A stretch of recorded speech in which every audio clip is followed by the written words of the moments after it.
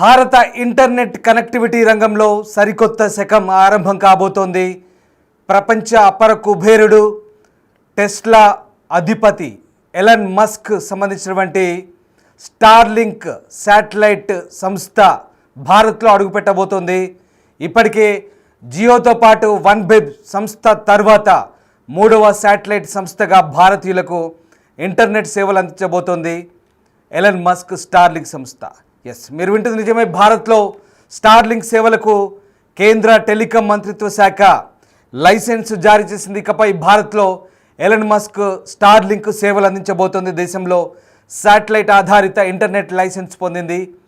దీంతో అది పొందిన మూడో కంపెనీగా స్టార్లింక్ గుర్తింపు పొందింది. ఇప్పటికే యులెల్సాట్, వన్వెబ్ అలాగే రిలయన్స్ జియో అనుమతి పొందాయి. 100కు పైగా దేశాల్లో స్టార్లింక్ సేవలు అందిస్తోంది. మారుమూల ప్రాంతాలు, కొండ ప్రాంతాల్లోనూ ఇంటర్నెట్ సేవలు అందించడమే లక్ష్యంగా స్టార్లింక్ పనిచేయబోతుంది. మొత్తం మీద ఎలన్ మస్క్ ఇప్పుడు టెలికాం రంగంలో భారత్లో కూడా అడుగుపెట్టాడు. భారత టెలికాం మంత్రిత్వ శాఖ నుంచి కీలకమైన లైసెన్స్ పొందాడు. ఈ అనుమతి స్టార్లింక్కు ఒక కీలక మైలురాయిగా నిలిచింది. ఇది భారతదేశంలో తన వాణిజ్య కార్యకలాపాలను ప్రారంభించడానికి మరింత చేరువ చేసిందని చెప్పొచ్చు. రిలయన్స్ జియో, భారతీ ఎయిర్టెల్ చెందిన వన్వెబ్ తర్వాత భారత్లో శాటిలైట్ ఇంటర్నెట్ సేవలు అందించేందుకు అనుమతి పొందిన మూడో కంపెనీగా స్టార్లింక్ అవతరించింది. టెలికాం కమ్యూనికేషన్ల మంత్రి జ్యోతిరాదిత్య సింధియా ఈ అంశాన్ని వెల్లడించారు. ఎలన్ మస్క్ స్టార్లింక్ భారత్లో 3 శాటిలైట్ ఇంటర్నెట్ సర్వీస్ ప్రొవైడర్గా అవతరిస్తుందంటూ ప్రకటించారు. స్పెక్ట్రమ్ కేటాయింపు లైసెన్సింగ్ ప్రక్రియ తర్వాత జరుగుతుందంటూ మంత్రి స్పష్టం చేస్తున్నారు. ఆ తర్వాత ప్రభుత్వం స్పెక్ట్రమ్ను అందిస్తుంది. తర్వాత దేశంలో శాటిలైట్ టెలికాం సేవలు వేగంగా పూర్తిగా పనిచేస్తాయి. భారత్లో కస్టమర్ బేస్ గణనీయంగా పెరుగుతుందని తాను ఖచ్చితంగా అనుకుంటున్నట్లుగా మంత్రి చెప్తున్నారు. స్టార్లింక్ శాటిలైట్ కనెక్టివిటీ టెలికమ్యూనికేషన్ సేవల్లో కీలకంగా నిలుస్తుందంటూ టెలికమ్యూనికేషన్ రంగం అభివృద్ధిని సింధియా వివరించారు. గతంలో కేవలం ఫిక్స్డ్ లైన్ ఉండేది. తర్వాత మొబైల్ కనెక్టివిటీ, బ్రాడ్బ్యాండ్ కనెక్టివిటీ ఉండేది. ఆప్టికల్ ఫైబర్ కనెక్టివిటీ కూడా వచ్చింది. వీటితో పాటు శాటిలైట్ కనెక్టివిటీ కూడా చాలా ముఖ్యమైనదంటూ ఆయన చెప్పుకొచ్చారు. ముఖ్యంగా కేబుల్స్, టవర్స్ వంటి మౌలిక సదుపాయాలను ఏర్పాటు చేయడం సవాల్గా ఉండే చేరువ కాని ప్రాంతాల్లో ఇంటర్నెట్ కవరేజీని విస్తరించడంలో శాటిలైట్ కమ్యూనికేషన్ సేవలు సమర్థవంతంగా పనిచేస్తాయంటూ మంత్రి సింధియా చెప్తున్నారు. అంటే కొండలు, గుట్టలు ఉన్న ప్రాంతాల్లో కూడా ఇక్కడ నుంచి ఇంటర్నెట్ సేవలు సులువు కాబోతున్నాయి భారతదేశంలో. అది ఎలన్ మస్క్ స్టార్లింక్ సేవలు అందించబోతుంది. గతంలో భారత్లో శాటిలైట్ ఇంటర్నెట్ సేవలు అందించడానికి రిలయన్స్ జియోకు చెందిన జియో శాటిలైట్స్ కమ్యూనికేషన్స్ అలాగే భారతికి చెందిన వన్వెబ్ లైసెన్స్ పొందాయి. ఇప్పుడు స్టార్లింక్ కూడా ఈ జాబితాలో చేరడంతో భారతదేశంలోని మారుమూల ప్రాంతాలతో సహా ఎక్కడైనా హైస్పీడ్ ఇంటర్నెట్ లభించే అవకాశాలు గణనీయంగా మెరుగుపడబోతున్నాయి. ఫైబర్ ఆప్టిక్ లేదా మొబైల్ టవర్ మౌలిక సదుపాయాలు చేరుకోలేని గ్రామీణ కఠినమైన భౌగోళిక ప్రాంతాలకు శాటిలైట్ ఇంటర్నెట్ ఓ గేమ్ చేంజర్గా మారబోతోంది. స్టార్లింక్ ఎంట్రీ దేశంలో శాటిలైట్ ఇంటర్నెట్ సేవల్లో పోటీని ఖచ్చితంగా పెంచే అవకాశాలు కనిపిస్తున్నాయి. ఇది వినియోగదారులకు మెరుగైన నాణ్యత అందించడంతో పాటుగా అందుబాటు ధరల్లోనే లభించే అవకాశాలు కనిపిస్తున్నాయి. ఎలన్ మస్క్ స్టార్లింక్ ప్రపంచవ్యాప్తంగా తన వేగవంతమైన శాటిలైట్ ఇంటర్నెట్ సేవలకు ప్రసిద్ధి చెందింది.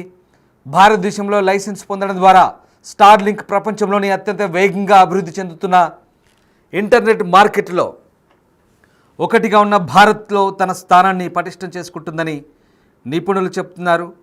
మొత్తం మీద ఎలన్ మస్క్ స్టార్లింక్ ఇండియాకైతే వచ్చేస్తుంది. ప్రపంచ కుబేరుడు ఎదురు చూస్తున్న రోజు రాని వచ్చింది. ఆయనకు చెందిన ఇంటర్నెట్ సేవల సంస్థ భారత మార్కెట్లో ఎంట్రీకి చేసిన ప్రయత్నాలకు ప్రస్తుతం గ్రీన్ సిగ్నల్ లభించింది.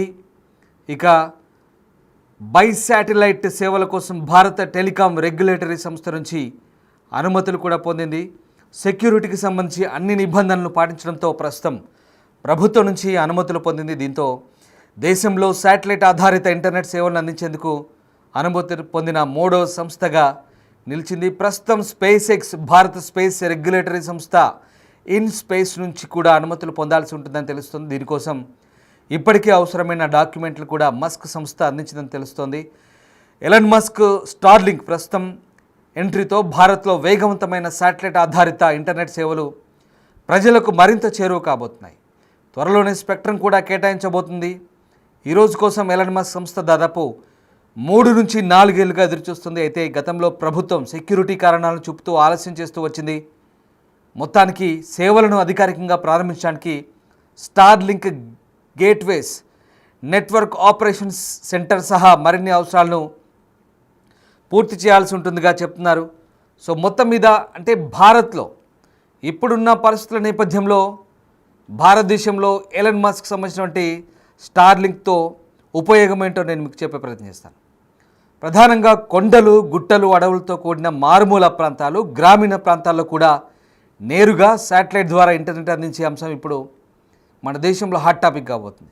ఇక్కడ శాటిలైట్ ఇంటర్నెట్ అందించేందుకు ఎలన్ మస్క్ కంపెనీ స్టార్లింక్తో చేతులు కలపడం ద్వారా భారతీ ఎయిర్టెల్ టెలికాం దిగ్గజం ఇది మరుసటి రోజే అనూహ్యంగా రిలయన్స్ జియో కూడా తెరపైకి వచ్చింది. అయితే తాము కూడా స్పేస్ ఎక్స్తో ఒప్పందం కుదుర్చుకున్నట్లుగా ప్రకటించి ఆశ్చర్యపరిచింది. ఈ సేవలు అందుబాటులోకి రావాలంటే కేంద్ర ప్రభుత్వం నుంచి స్టార్లింక్ ఆమోదం పొందాల్సి ఉందని ఎయిర్టెల్, జియో స్పష్టం చేశాయి. అయితే భారతీ ఎయిర్టెల్ ఇప్పటికే గుజరాత్, తమిళనాడులో బేస్ స్టేషన్లు ఏర్పాటు చేసి శాటిలైట్ టెలికాం సేవల కోసం రెడీ అవుతుంది.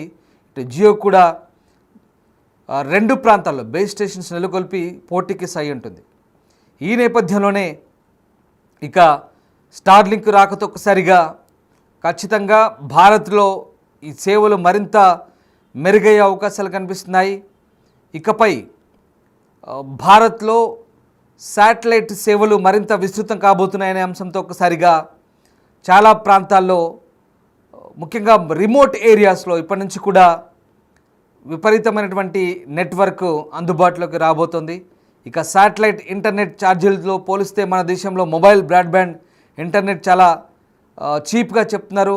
అంటే 20 రూపాయలు చెల్లిస్తే 1 GB డేటా అందుకోవచ్చు. సుమారు 50 నుంచి అన్లిమిటెడ్ ఫ్యాక్స్ లభిస్తాయి. సో ఆ రకంగా హోమ్ బ్రాడ్బ్యాండ్ ప్లాన్లు కూడా నెలకు కనీసం 400 నుంచి ఉన్నాయి. అయితే హై ఎండ్ ప్లాన్ అయితే నెలకు 4000 వరకు ఉంది. దీనిలో 10 Gbps వరకు కూడా వేగం, అన్నీ కూడా OTT యాప్స్, సబ్స్క్రిప్షన్స్ కూడా ఇస్తున్నాయి. రూటర్కి అయ్యే వ్యయము తక్కువే. సో శాటిలైట్ టెలికాం కేవలం ఇంటర్నెట్కే పరిమితం. కాల్స్ చేయాలంటే OTT యాప్స్ పైన ఆధారపడాల్సిందే. సో ఒక్కసారి మీకు స్టార్లింక్ ప్రత్యేకతలు ఏంటో చెప్తాను. సుమారుగా దాదాపు 7000 ఉపగ్రహాలు, శాటిలైట్స్ కక్షలో ఉన్నాయి అంతరిక్షంలో. ఆ రకంగా శాటిలైట్ ఇంటర్నెట్ అందిస్తున్న దేశాలంటే దాదాపు 100కు పైగా దేశాల్లో స్టార్లింక్ ఇంటర్నెట్ అందిస్తోంది.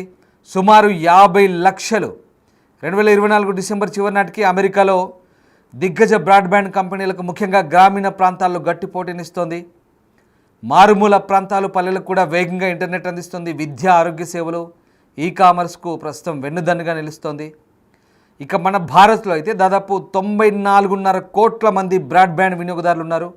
అందులో దాదాపు 90.5 కోట్ల మంది వైర్లెస్ మొబైల్ ఇంటర్నెట్ వాడుతున్న పరిస్థితి కనబడుతుంది. సో ఆ రకంగా మనకు విపరీతమైనటువంటి ఉపయోగం ఉండే అవకాశం కనిపిస్తోంది. సో ప్రధానంగా భారతదేశంలో మాత్రం ప్రస్తుతానికి స్టార్లింక్ సేవల ద్వారా విస్తృత నెట్వర్క్ పెరిగే అవకాశాలు కనిపిస్తున్నాయి. అంతేకాదు భారత్లో స్టార్లింక్ ఎంట్రీతో ఒక్కసారిగా పోటీ వాతావరణం పెరిగి ఇంటర్నెట్ మరింత చౌకయ్యే అవకాశం అయితే కనిపిస్తోంది. సో ఆ రకంగా భారతదేశంలో 90 కోట్ల ఇంటర్నెట్ వినియోగదారులను అందిపుచ్చుకునే లక్ష్యంతో వాణిజ్య కార్యకలాపాలను ప్రారంభించడానికి ఇది రెడీగా ఉన్నట్టు చెప్తోంది. సో మొత్తం మీద భారత్లో ప్రస్తుతానికి ఇంటర్నెట్ రంగంలో సరికొత్త శకం ఆరంభం కాబోతోంది. ఇప్పటికే భారతీ ఎయిర్టెల్ సంబంధించినటువంటి వన్ వెబ్ ఉంది, అలాగే జియో కూడా ఉంది. దీంతో పాటు ఇప్పుడు ఎలన్ మస్క్కు చెందిన స్టార్లింక్ రావడంతో ఒక్కసారిగా భారత్లో ఈ ఇంటర్నెట్ సేవలు మరింత విస్తృతం కాబోతున్నాయి. ప్రధానంగా ఇప్పటి వరకు అంటే రిమోట్ ఏరియాస్లో, కొండ ప్రాంతాల్లో కావచ్చు, అలాగే మారుమూల ప్రాంతాల్లో, ఎక్కడైతే ఈ నెట్వర్క్ లేని ప్రాంతాల్లో, ఎక్కడైతే కేబుల్ నెట్వర్క్ లేని ప్రాంతంలో, బ్రాడ్బ్యాండ్ నెట్వర్క్ లేని ప్రాంతంలో ఇప్పుడు శాటిలైట్ ఇంటర్నెట్ సేవల ద్వారా విస్తృతమైనటువంటి పరిధి పెరిగే అవకాశం ఉంది, నెట్వర్క్ పెరిగే అవకాశం ఉంది. ఖచ్చితంగా స్టార్లింక్తో పోటీ పెరిగి ఇంటర్నెట్ అనేది మరింత చౌకయ్యే అవకాశం కనిపిస్తుంది, మరింత చీప్గా భారత్లో దొరికే అవకాశం కనిపిస్తుంది.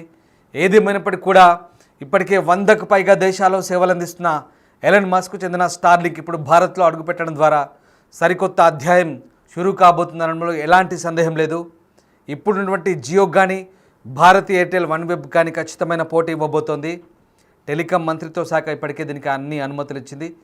ఇక మరికొద్ది రోజుల్లోనే స్టార్లింక్ ద్వారా ఇండియాలో ఇంటర్నెట్ సేవలు మరింత విస్తృతం కాబోతున్నాయి.